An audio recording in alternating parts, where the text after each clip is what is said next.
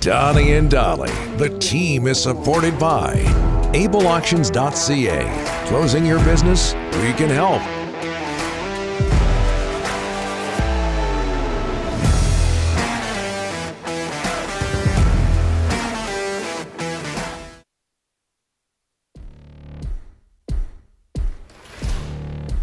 Monday, all of our guests today, including Elliotte Friedman, standing by, sponsored by Passant Motors. Don't love your vehicle? Let Passant Motors help you get into one you do. With a large inventory and the highest trade-in values, learn more at basantmotors.com. I didn't nail that read. I will next time. Yep. As we bring in from Hockey Night in Canada and the 32 Thoughts podcast, Elliotte Friedman. Elliotte, thanks for doing this. How are you, sir? I'm good, guys. How are you guys doing? Very well. Good. Very well. All Vancouver hockey fans doing well right now. You guys are in the race, playoffs. Yeah. Well, okay, there you go. So 3 points out of a playoff spot, 4 points out of third place in the Pacific Division, if you can believe it. Any sense of what the Canucks' focus will be, management's focus will be before the trade deadline? Look, I think, Don, what's gone on is the reason you've heard all these rumors about all the Canucks players is I basically think the Canucks have thrown everybody out there with the exception of, a Pettersson, a Hughes, a Demko, and say, just tell us how you view these guys. We want to know. We want to know what you think of player A, player B, player C, player D. You name them up and down the lineup. And I think that's exactly what's happened, Don. I think they're trying to gauge how every player is viewed and who's interested and what they're willing to pay. And that's kind of where we are with the Canucks right now. And, Rutherford's sitting there and whether it's a first line player or a fourth line player or a top pair D or a third pair D, he just wants to know. And I think that's where we are now.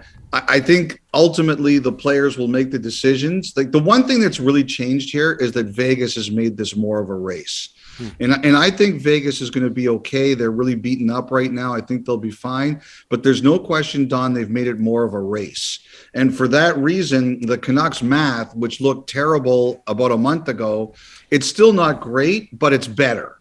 And I think the Canucks, like the one thing I also do think, guys, is, I do have to think that there's some talk there, and I don't necessarily think it's going to affect decision making or anything like that. But the Canadian teams have been absolutely crushed financially because of the buildings having no fans. And I got to think on some level the Canucks are saying here, you know what? It's not the worst thing for us to be in a race and have the interest in our tickets go up as buildings go back to 100%. It's a great point. Vegas is the team that's third place in the Pacific, as Elliotte referred to. What's the talk around the NHL regarding Thatcher Demko as a Vezina candidate? Oh, I think he's in there. I mean, the tough thing is, Shesterkin, who you guys didn't have to see last night, he's having an unbelievable year. Like he's having and Vasilevsky. You could make an argument that Vasilevsky's actually the MVP of the league. So I think that, as long as those two guys are around, it's tough. But like Demko has the respect. There's no question about it. You look at the group. I see Shesterkin. I see Vasilevsky. I see Saros from Nashville. I think that those are some of the best candidates. Look, if Vancouver gets in, I think Demko jumps right to near the top of the line. It's tough to beat that, Shesterkin in New York, though. That's a tough one to beat. Yeah. Elliotte, I got to ask you about JT Miller because you threw some gas on the fire last week like no one else does better than you. You said, I'm going to jump on that JT Miller train. I don't want to get in trouble here. Your thoughts on Miller, Toronto, what happened there? I just think, look, I think that Toronto has decided that if Muzzin can play, they're not going to hold him out. And, I think they don't know yet. They're not going to rush him back or anything like that. But I think they're going to They're going to see where this goes, but I think what Toronto has told teams and they've decided is Jake Muzzin's ready to return before the end of the season. They're going to play him. They're not going to hold him out to the playoffs.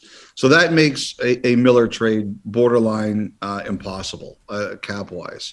I do think that they looked into it. I think they talked about it, but I don't think JT Miller is going to be Toronto's number one priority. I think they're going to look at fixing their defense first and then seeing if they have any room to do anything else from there. But I will say one thing. I think Miller and a number of other Canucks are getting very tired of the rumors. I think they're tired of hearing their names out there. Yeah, I'm going to back you up on that one. Okay, trade deadline 3 weeks away. Got some angry calls, Rick, for all those crazy tweets. Angry co-host. Yeah, angry co-host here. 3 weeks away to trading deadline. What are some interesting names out there, Elliotte, that could be possibly moved in your eyes? Well, I think Giroux is probably the biggest one. What's going to happen there. I'm not convinced Forsberg's getting dealt. So I don't know if I would put him as high. Edmonton's goalie situation, I think they'd like to do something, but they don't want to give away their best picks or prospects. Kings and a scorer, I think that's one out there, and I think they've talked to you guys about what you may be, potentially willing to do. As I'm flipping through this right now, I think Washington and maybe a goalie or a scorer are the key ones. I think that's another team that's talked to you guys. And Seattle's got some interesting ones. Giordano, what are they going to do with Jared McCann? I think there's going to be some fascinating stuff out there. And, Calgary, I don't think Calgary's necessarily done yet. I think they feel that they have a chance to win this year. And I wouldn't be surprised if they continue to look at some things. Elliotte, you just said, if I'm not mistaken, Kings are looking at a scorer. Are they not the surprise of the NHL? I know the Flames are in first place in the Pacific. Yeah. But are the Kings not the surprise in the NHL this year? I would say yes. You know what? I think that you can come out of the gate, go hard and then maybe fall back a bit, DT. But they've had more staying power than I thought they would have. There's no question about that. I was just saying on Merrick's show, I think Deneau might be the best free agent signing in the league this year in terms of fit and the impact he's had there. I think he's been fantastic. Any idea how comfortable work is right now for the NHL's Russian players? It's not. It's I was talking to somebody actually last night, and Zadorov showed a lot of guts to put on Instagram what he did the other day because. I've talked about this with players before, Don, and they always tell me, they say, you in North America have no idea about the pressures of speaking out in Russia. You have no idea. He said, you think you do, but you really have no concept of it. And, I was trying to talk to the KHL playoffs begin tomorrow. There's 28 North Americans on these rosters, 23 Canadians and 5 Americans. And last week I was trying to reach out to some of them. And one player said to me, Elliotte, I'm not going to talk to you on or off the record. 1,800 people got arrested today. And I think I saw a report that 6,000 people got arrested yesterday. And they just said, you have no idea. And, I think the teams are checking with all their Russians. Are you okay? Are you comfortable? Are you getting any hate on social media? Is there anything that you're concerned about at home? I think the league and the teams and the Players Association have all been in contact with their Russian players saying, is there anything that makes you feel nervous? Do you feel safe where you are?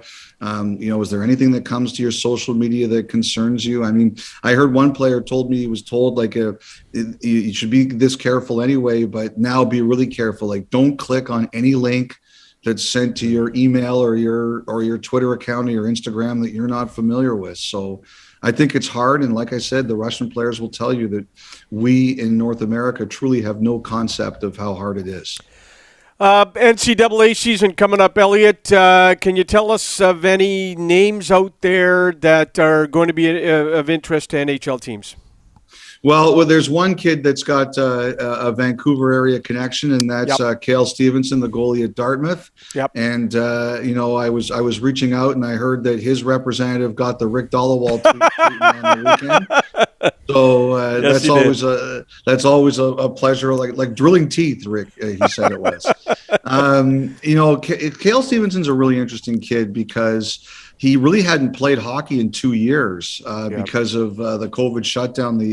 He plays at Dartmouth, and the Ivy League teams didn't play last year. Right. And they have a terrible team. As a matter of fact, his season finished on Saturday, so I think they won something like 5 of 20 games. But he had an unbelievable season. He had a 930-something save percentage. He was facing 38 shots a game. He's a really big kid. So I know that there's a lot of interest in him, and I think Vancouver is one of the teams that has been in touch with him, but it's going to be hard. I think there's a lot of competition, and there's a lot of teams saying to him, you're going to have potentially a quicker route here than you may have in some other places. Yep. I got to say, Elliotte, the millwork on your ceiling in the room you're in is probably worth what my house is. It's just very, very impressive. Yeah. Yeah. Well, thanks. I mean, I don't really know what much to say about it. Believe me, it wasn't me, Don. I was just going to say, I didn't design it. You're supposed to say I did it myself. Yeah. No, not me. Definitely not me. Elliotte, thanks for this. Appreciate it as always. All right, guys, have a great week. Oh, and by the way, yes. I believe I may be coming out for the telethon this year. So I'm hoping to come out. I love doing that event for the Canucks. Very nice event. Thanks, Elliotte. Okay. Thanks so much. Take care, Appreciate guys. it. Elliotte Friedman, Hockey Night in Canada, 32 Thoughts podcast. And he just talked about the pressure on North American players playing in Russia, but Russian players all over the planet speaking out. Alex Ovechkin took a lot of criticism over the weekend for what he said or what he didn't say over the last couple of days about Putin. You have to think, and I'm not excusing anybody for 1 second for what they did, but Ovechkin's got family. Yeah. His family's over in Russia. A lot of them do. You got to think to yourself, okay, I'm probably not doing the right thing over here, but I got to worry about my wife, my kids, everybody, cousins, nephews, nieces, everybody. Absolutely. So from that point of view, it's understandable. You have to think to yourself, what would you do in that situation? A break. Donnie and Dolly, the team, on check. Donnie and Dolly, the team is supported by AbleAuctions.ca. Closing your business? We can help.